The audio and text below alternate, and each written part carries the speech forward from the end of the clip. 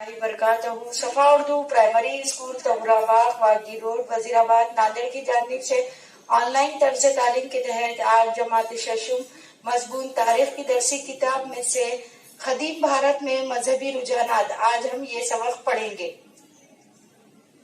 طالبات دیکھیے تاریخ کی درسی کتاب میں سے صفحہ نمبر 20 نکالیے۔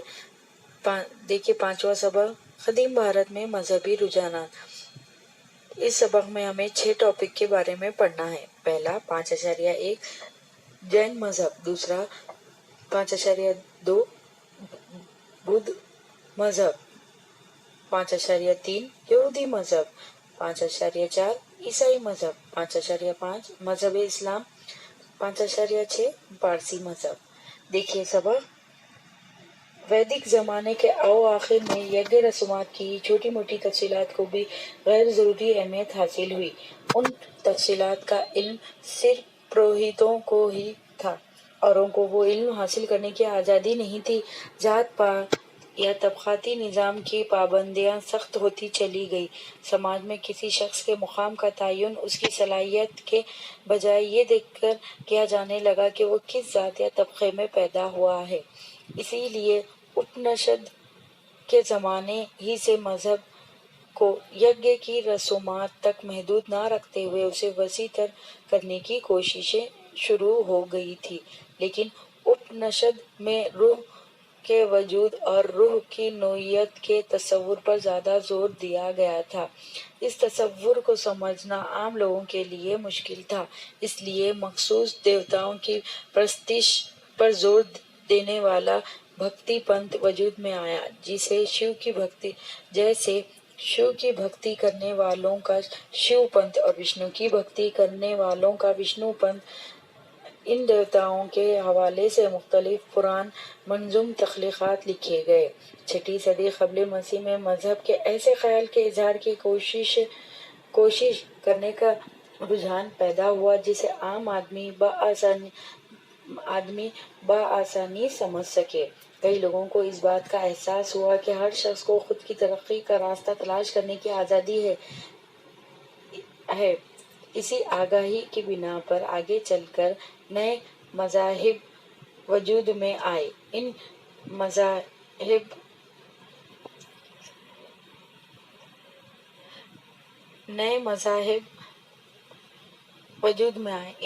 مذاہب نے واضح طور پر یہ بات بتائی کہ فرد کی ترقی کے لیے ذات پات کی تفریق اہم نہیں ہوتی۔ انہوں نے لوگوں کے دلوں پر اچھے اخلاق کی اہمیت کا نقش بٹھایا۔ نئے خیالات کے بانیوں میں وردھمان مہاویر اور گوتم بدھ کے کام خاص اہمیت کے حامل ہیں۔ دیکھیے اوپر آپ کو وردھمان مہاویر کی تصویر دی گئی ہے۔ دیکھیے پہلا ٹاپک 5.1 جین مذہب۔ جین مذہب بھارت کے قدیم مذاہب میں سے ایک ہے۔ اس مذہب میں عام عدم تشدد، اہنسا کے اصول کو اہمیت دی گئی ہے۔ مذہب کی تعلیم عام کرنے والوں کو جین مذہب میں تیرتھنکر کہتے ہیں۔ جین مذہب کی روایت کے مطابق کل 24 تیرتھنکر ہو گزرے ہیں۔ وردھمان مہاویر جین مذہب کی روایت کے 24ویں تیرتھنکر ہے۔ دیکھیے نیکسٹ ٹاپک وردھمان مہاویر 599 قبل مسیح سے 527 قبل مسیح۔ آج جس ریاست کو ہم بہار کے نام سے پہچانتے ہیں، اس ریاست میں زمانہ قدیم میں درجی نام کی ایک بڑی ریاست مہا جنپد تھی۔ اس کی راجدھانی ویشالی تھی۔ شہر ویشالی کے ایک حصے میں واقع کنڈ گرام میں وردھمان مہاویر پیدا ہوئے۔ ان کے باپ کا نام سدھارتھ اور ماں کا نام تریشلا تھا۔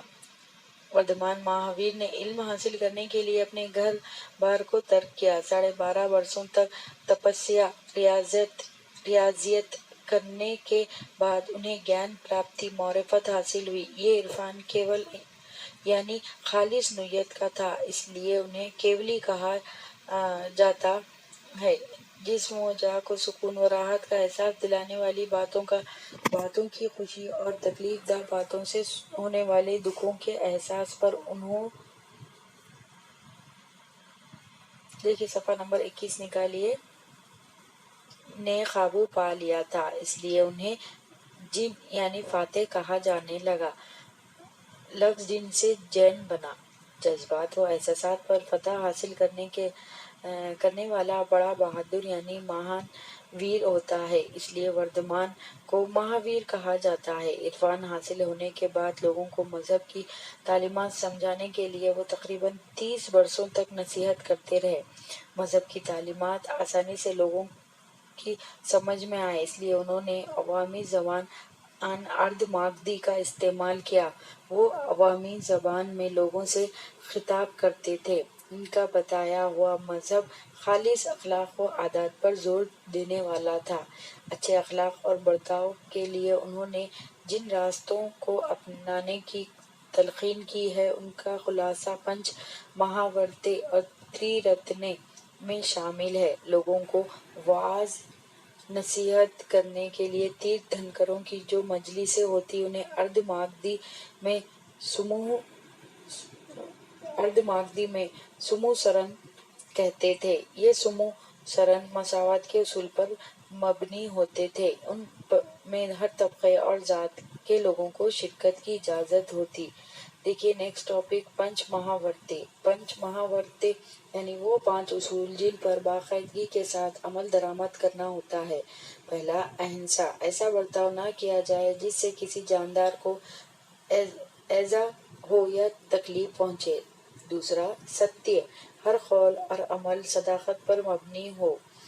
तीसरा, अस्ते, अस्ते का मतलब चोरी होता है। किसी की मिल्कियत की कोई शय उसकी इजाजत के बगैर लेने का मतलब चोरी है। अस्ते का मतलब चोरी ना करना है।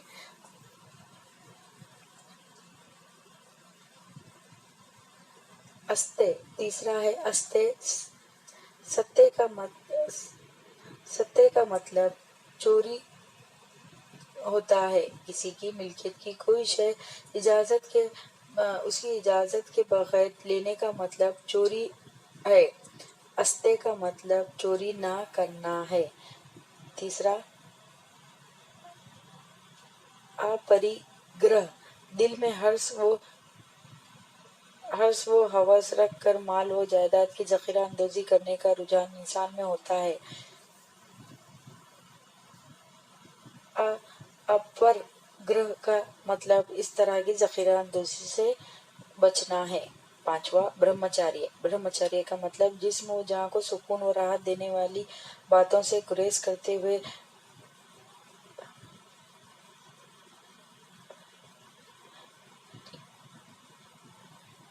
रहबाना जिंदगी बसर करना है। छठा, त्रिरत्ने। त्रिरत्ने से मुराद 3 उसूल, सम्यक दर्शन, सम्यक ज्ञान, सम्यक चरित्र। सम्यक मुराद मुतवाजन। पहला, सम्यक दर्शन, तीर्थंकर के वाज व नसीहत की सच्चाई को समझकर उस पर अकीदा रखना। सम्यक ज्ञान, तीर्थंकर की तालीमात और फलसफे का तसलसल के साथ मुताला करके बड़ी गहराई व गहराई से उसका मतलब समझना। तीसरा, सम्यक चरित्र, पंच महावर्त पर बाकायदगी से अमल करना। देखिए नेक्स्ट टॉपिक, तालीमात का खुलासा। महावीर की तालीमात का कसीर पहलवी उसूल सदाकत की तलाश के लिए बड़ा अहम समझा जाता है।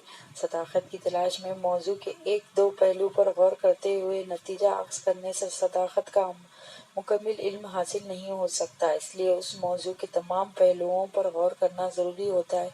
उस उसूल की वजह से समाज में अपनी ज़ाती राय पर बज़िद रहने का रुझान नहीं होता, दूसरों की आरा को बर्दाश्त करने का जज्बा पैदा होता है।